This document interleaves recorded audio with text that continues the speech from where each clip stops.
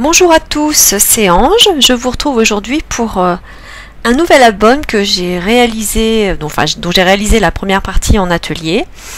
Et aujourd'hui, je me suis dit que ça pourrait être intéressant de vous le montrer à la sortie de l'atelier et avant que je me mette à le remplir et à le décorer.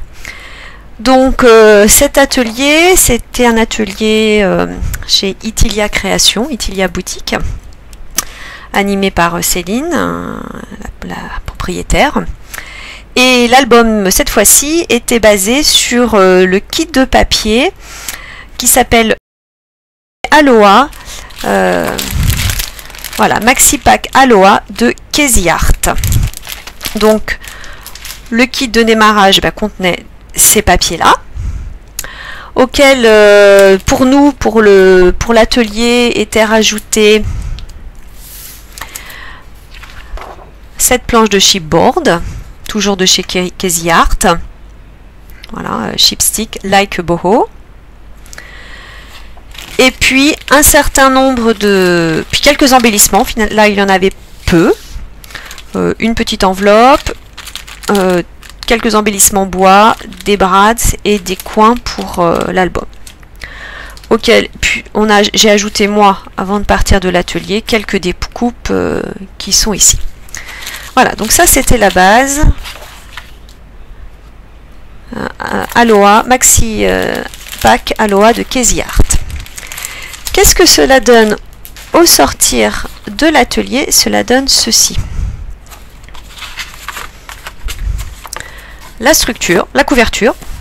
Donc là, l'atelier était basé cette fois-ci, contrairement à la dernière fois, sur une couverture ultra simple, en carton ondulé, simplement replié et renforcé. Et le travail en revanche était basé plutôt sur les pages de l'album à l'intérieur. Donc il était en trois parties. Donc voilà pour la couverture. Et ensuite à l'intérieur, il se décline normalement comme ceci. Voilà. Donc je vous mettrai un aperçu de l'atelier, de la photo du kit de démarrage tel que nous on l'a vu, du produit fini.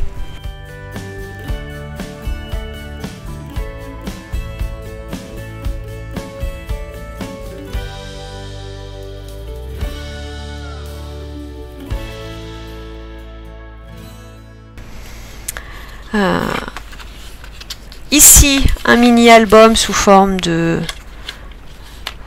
feuilles à déplier. Voilà, avec ici deux enveloppes pour des tags. Ici, une autre enveloppe pour des tags. Ça se replie, page, normalement fermée par un aimant. Ici, un mini-album avec 4 feuilles. Et enfin, l'album en lui-même, constitué à chaque fois d'une page avec tag à insérer. Toutes. Donc pour des photos à l'intérieur, pour des tags avec des photos à l'intérieur, ou pas de photos à l'intérieur d'ailleurs. Voilà. Et comme ça, 8 pages. Voilà pour la structure. Et puis pour finir l'ensemble, dans le kit était fourni du basil blanc qui était prévu pour servir pour les tags justement à insérer partout. Moi je pense plutôt que je vais réutiliser un papier couleur crème comme ceci. Le blanc va moins. Voilà. Et bien je reviendrai pour vous montrer ce que ça donne en produit fini d'ici quelques jours ou quelques semaines. À bientôt.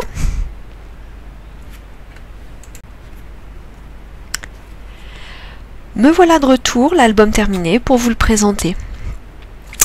Donc dans cet album, j'y ai mis des photos de randonnée de mon mari qui adore randonner en montagne. Donc voilà, le thème c'est randonnée en montagne, d'où la photo qui se situe en page d'accueil. J'ai utilisé assez peu d'embellissements et quasi exclusivement les chipboards fournis dans le kit, donc comme celui-ci par exemple ou celui-ci.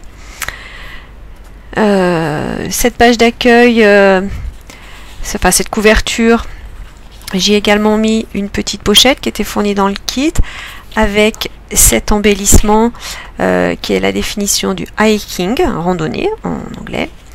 Une carte de Project Life, Never Stop Exploring. Et un ticket type les anciens tickets dont on détachait le talon avec les pointillés, Road Trip. Pour maintenir la couverture accrochée, j'ai utilisé le système de la ficelle, tout simplement des attaches en ficelle, voilà, donc avec une attache parisienne. Et l'intérieur, il se présente donc ainsi.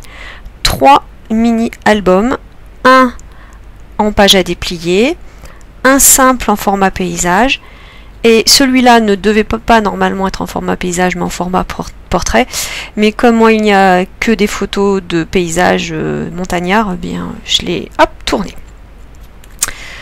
Les embellissements qui étaient dans le kit, donc sheetboard, des découpes de la planche de Project Life, un autre ticket Adventure, la bordure des papiers du kit, un print and cut que j'ai pas passé ici, de même que celui-là. Voilà, donc je vais vous déplier les albums maintenant. Donc nous allons regarder plus en détail. Donc ce premier album se déplie à la manière d'une fleur. D'ailleurs, vous voyez, j'ai mis des fleurs. Pour y découvrir au centre une photo de détente. Dans les porte-étiquettes, alors j'aurais pas dû les faire dans ce sens-là, je sais, mais voilà, c'est comme ça. Des panoramiques sur les petites étiquettes. Voilà. Et dans la troisième cache, il s'agit, attendez, je remets, voilà. Il s'agit de la 3e carte de randonnée. Alors ce sont les randonnées effectives que mon mari a effectuées l'année dernière. Hein, donc voilà.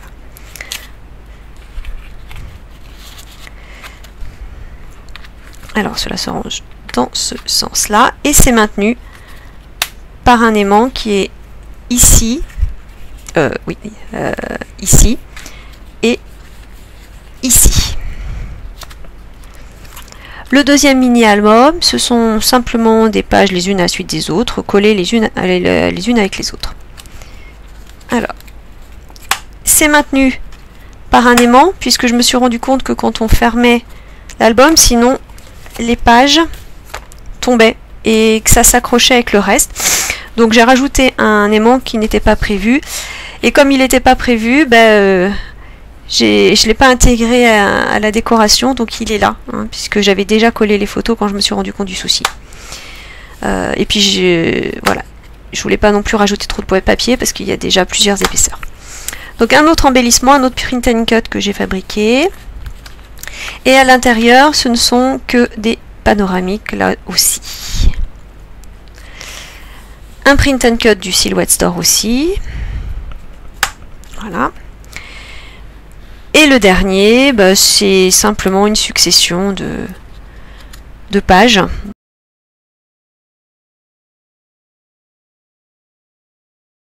Peu de décoration en dehors de quelques rappels de bandes de papier, puisque il